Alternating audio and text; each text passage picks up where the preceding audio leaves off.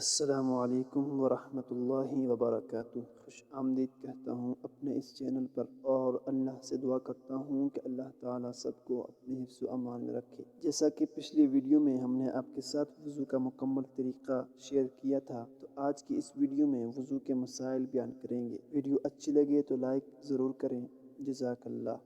وضو میں بعضی چیزیں ایسی ہیں کہ اگر اس میں سے ایک بھی چھوٹ جائے یا کچھ کمی رہ جائے تو وضو نہیں ہوتا۔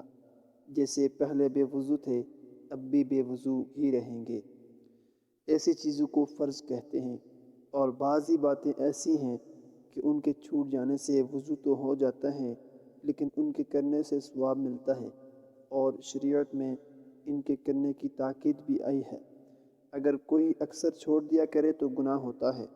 ایسی چیزوں کو سنت کہتے ہیں، اور بعضی چیزیں ایسی ہیں کہ کرنے سے ثواب ہوتا ہے اور نہ کرنے سے کچھ گناہ نہیں ہوتا، اور شرع میں ان کے کرنے کی تاکید بھی نہیں ہے۔ ایسی باتوں کو مستحب کہتے ہیں۔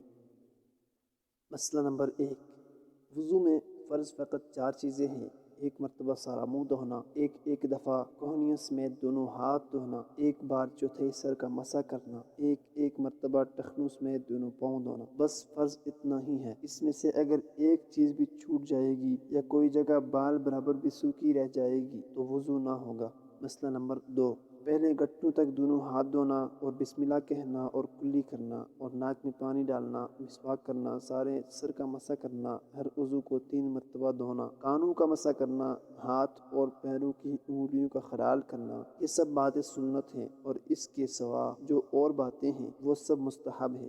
مسئلہ نمبر 3، جب یہ 4 عضو جن کا دھونا فرض ہے دھل جائیں گے تو وضو ہو جائے گا، چاہے وضو کا قصد ہو یا نہ ہو۔ جیسے کوئی نہاتے وقت سارے بدن پر پانی بہا لے اور وضو نہ کرے، یا حوض میں گر پڑے، یا پانی برستے میں باہر کھڑا ہو جائے اور وضو کرے، یہ اعضاء دھل جائیں تو وضو ہو جائے گا، لیکن ثواب وضو کا نہ ملے گا۔ مسئلہ نمبر 4، سنت یہی ہے کہ اسی طرح وضو کرے جس طرح ہم نے پچھلی ویڈیو میں بیان کیا ہے، اور اگر کوئی الٹا وضو کر لے، جیسے پہلے پاؤں دھو ڈالے، پھر مسح کرے، پھر دونوں ہاتھ دھوئے، پھر منہ دھو ڈالے، یا اور کسی طرح الٹ کر وضو کرے تو بھی وضو ہو جاتا ہے، لیکن سنت کے موافق نہیں ہوتا اور گناہ کا خوف ہے۔